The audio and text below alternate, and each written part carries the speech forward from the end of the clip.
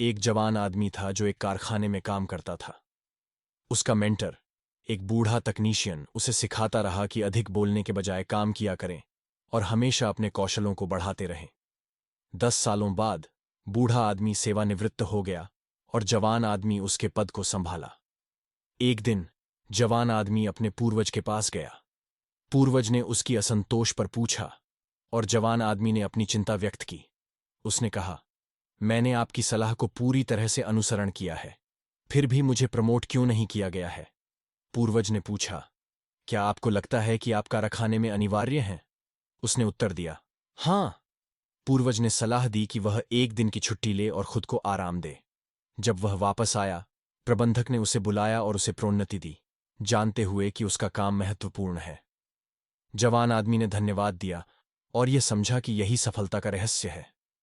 इसी प्रकार की घटनाएं चलती रहीं, पर एक दिन उसको कारखाने में प्रवेश करने से रोक दिया गया। उसे इस बात का अफसोस हुआ कि उसकी नौकरी समाप्त कर दी गई। वह अपने पूर्वज से मिलने गया और पूछा कि उसने क्या गलती की। पूर्वज ने कहा, तुमने सिखाने का पहला हिस्सा समझ लिया, लेकिन दूसरा हिस्सा भूल गए। जवान आदमी ने जीवन में संतुलन की महत्वपूर्णता समझी और अब उसने इसे अपनाया। उसने कहा, तुमने सिखाने का पहला हिस्सा समझ लिया, लेकिन दूसरा हिस्सा भूल गए। जवान आदमी ने आश्चर्य से पूछा, दूसरा हिस्सा क्या है?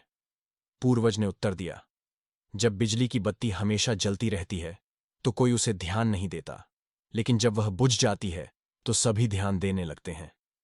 तुम इस सिद्धांत को ज्यादा लागू करने के चक्कर में हर बार छुट्टी लेते जाते थे। जवान आदमी ने समझा कि वह अब जो कुछ भी कर रहा था वह उसके अहम होने की भूल थी।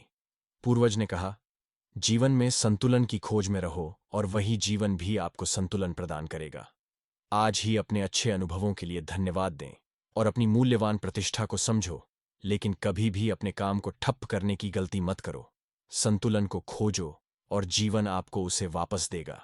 मुझे आशा है कि यह अनुवाद आपकी सहायता करेगा।